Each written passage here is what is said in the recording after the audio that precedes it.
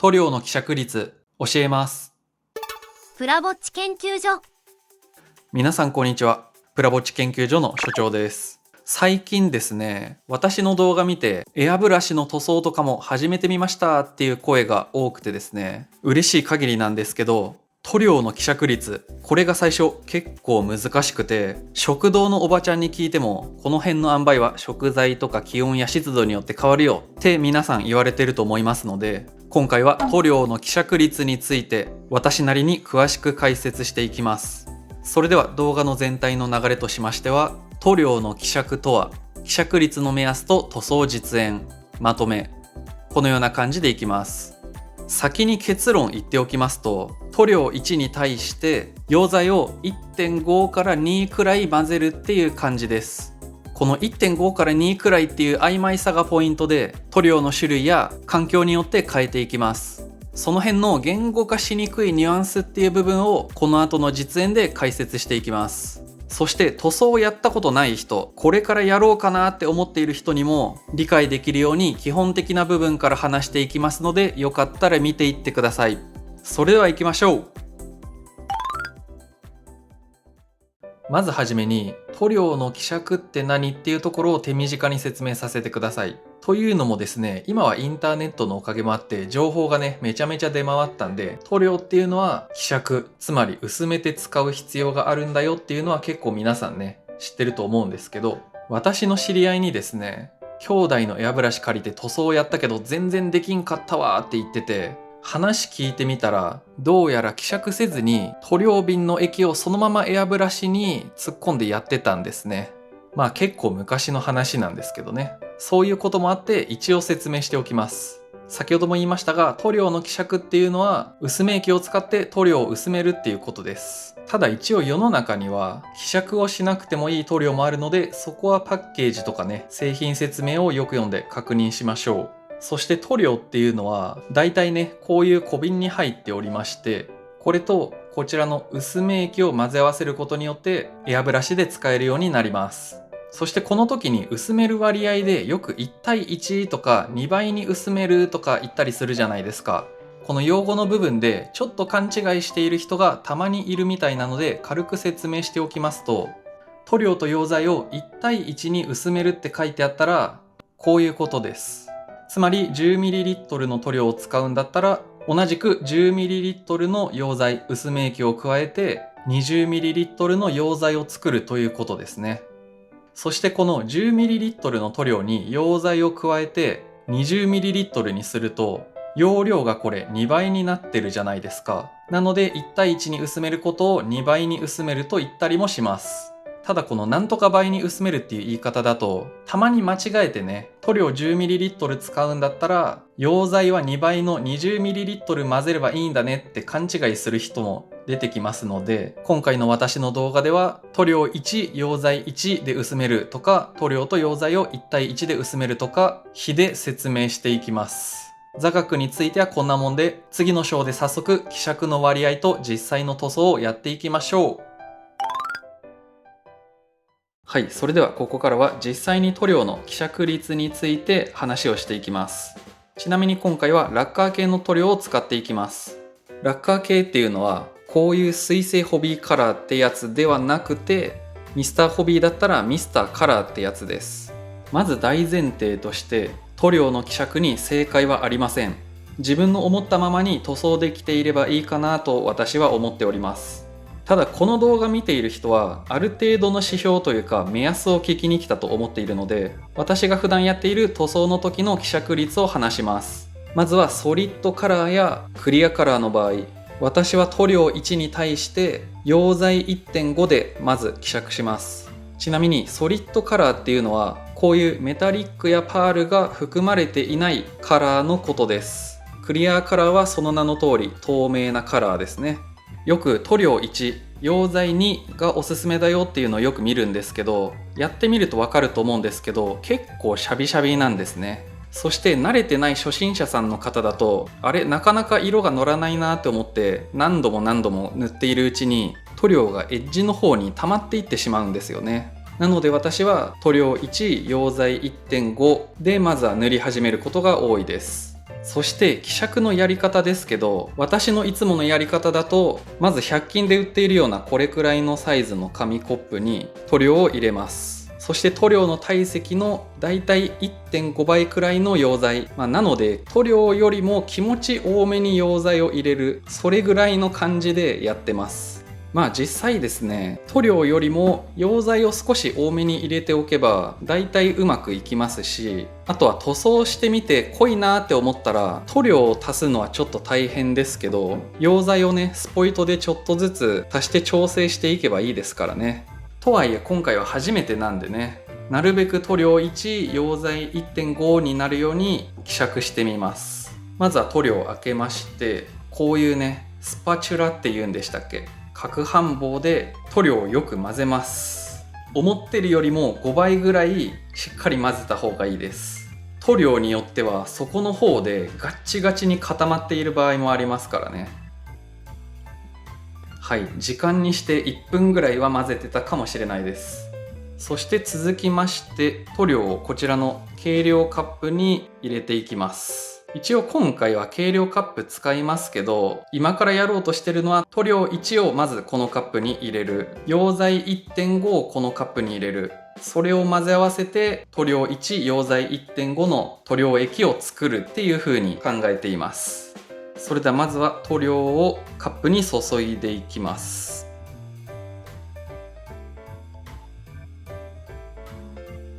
はい、こんなもん。ちょっと分かりにくいんですけど、5ml の線よりもちょっと下なので、4ml ぐらいですかね。続きまして溶剤を塗料の容量の 1.5 倍くらいになるようにこちらのカップに注いでいきます。もちろん慣れた方であればこちらのカップにね直接薄め液入れてもらっていいんですけど、今回は解説として分かりやすいようにカップをね2つ使っております。はい、ちなみに横から見るとこんな感じ。ちょっと分かりにくいんですが、塗料よりも溶剤の方が 1.5 倍くらい容量が多いのが分かると思います。それではこの溶剤を塗料カップの方に注ぎまして混ぜます。はい、よく混ぜましたらエアブラシのカップに注ぎまして塗装を行ってみましょう。そしてこの塗料液の希釈の目安で、よくねこの塗料液が牛乳くらいの濃さとか、こう壁にねくっつけた時に若干とろみがあるとか、あとはうがいをした時に泡が程よく立つとか、目安はいろいろあるんですけど、とにもかくにもね希釈をした一発目はまずこういうねプラスチックスプーンとか本番じゃないテストピース用意して、どんな感じで塗れるのかっていうのは毎回確認するようにしましょう。それでは今希釈した塗料実際に塗ってみましょう。伝え忘れておりました。ハンドピースの口径は 0.3mm で、コンプレッサーの圧力はこれを吹いた時に 0.1 メガパスカルになるように調整しています。それでは吹いてみましょう。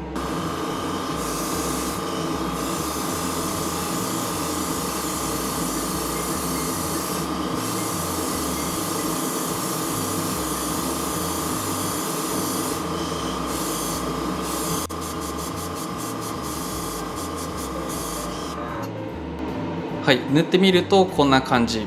塗料の粉っぽさがなくて、かといってねシャビシャビだなっていう感じもなく、いい感じに塗れてると思います。ちなみにコンプレッサーの圧力を上げて 0.15 メガパスカルにした時もちょっとやってみましょう。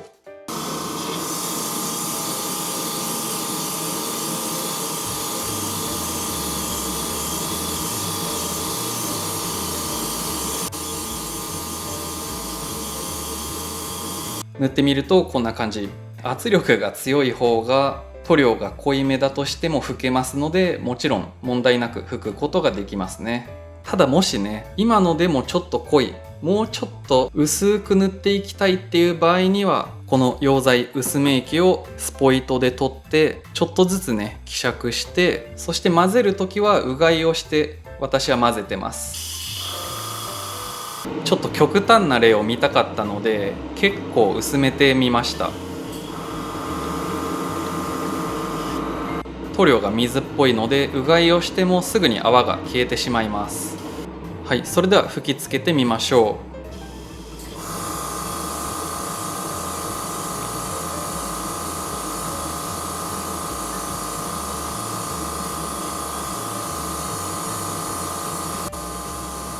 溶剤が多すぎるとですね、このように塗料の食いつきが良くなくて、あとはこのようにね、液体なんでエッジの方に塗料が溜まっていってしまいます。あとちょっと検証としまして、逆にね、塗料が濃すぎるとどんな感じの表面になるのかっていうのもちょっとやっておきましょう。塗料を注ぎまして、薄め液を塗料の半分くらい入れてみます。目分量です。ちなみに塗料を壁にくっつけるやつをやってみるとこんな感じ。結構ねドロッとしてるのがわかるんじゃないでしょうか。そしてうがいをしてみると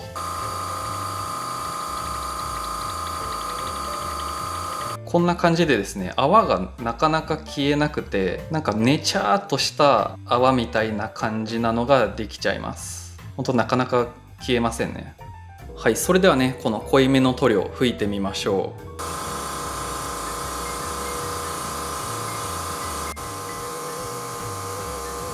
はい、塗装してみるとこんな感じ。わかりますかね。もう表面がねザラザラしてます。一応こちらね光沢の塗料なんですけど、全く光沢感ないです。ちゃんとした希釈率のものと比べてみると一目瞭然ですね。ただもしかしたらね、場合によってはこういう塗装表現をやりたいっていう場合もあるかもしれないので、これがね別に大間違いだ、絶対これはダメだっていうわけでもないとは思います。もしこれがね緑色だったら苔みたいですし、茶色とかだったらどことなく砂っぽさも表現できるっていうのがあるかもしれないです。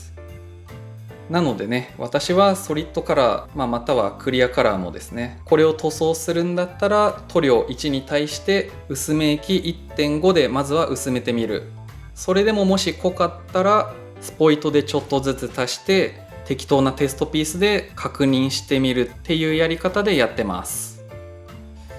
はい。で、先ほどメタリック塗料以外は1対 1.5 って言ったんですけど、こちらのメタリック塗料を使う場合は塗料1に対して溶剤を2、場合によっては 2.5 くらい入れて薄めます。一応ガイアノーツの塗料なんでね、溶剤もガイアノーツでやってみようと思います。まずは塗料瓶開けまして、攪拌棒でよく混ぜます。メタリック塗料はね、ソリッドカラーとかよりもそこに沈殿物が溜まりやすいので、よーく混ぜておきましょう。それではカップに塗料を注いでいきます。今はねこちらの透明なやつでやってますけど、普段はさっきも言った通りこちらの100均で売っているような紙コップでやってます。なんでかっていうと、こういう塗料カップはですね、使ってるとすぐにこうやって汚れてしまってなかなか汚れが落ちづらいからですね。なので私はいつも紙コップでやってますけど、今回はね分かりやすくて見えやすいんでこちらのカップ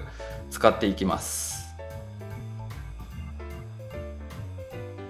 はい、そして塗料1に対して薄め液を2、でも今回はこちらのスターブライトシルバーっていう塗料がちょっと粒子が大きめな塗料になりますので、塗料1、溶剤 2.5 くらいで薄めてみます。ちょっと分かりにくいですが、シルバーの塗料が 2ml いや 2.5ml ぐらいなのに対し、薄め液溶剤は 5ml よりもちょっと多いくらい入れてます。それではこれらを混ぜ合わせていきましょう。カップに注ぎまして、ちなみにうがいをしてみるとこんな感じ。先ほど塗った適当なテストピースに塗装してみましょう。ちなみにエア圧は 0.1 メガパスカルでやります。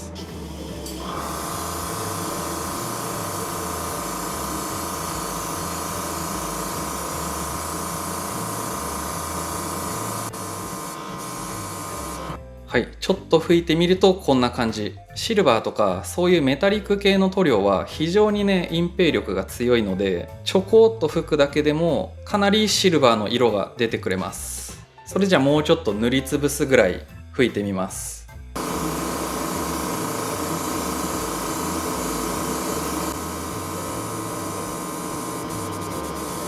はい、もうちょっとしっかり拭くとこんな感じ。キラッとしたね綺麗なシルバー塗膜になってくれました。ちなみにちょっとこの辺が赤くなっているのはこの塗装ブースのこの赤色を反射させてちょっと赤色になっている感じです。はい、それではね一応さっきのようにシルバーの希釈率が足りなかったパターンもちょっとやっておきましょうか。はい、ちなみにうがいをしてみるとちょっとケチって塗料の量が少ないですけどめちゃめちゃドロッとしてます。それでは吹きつけてみます。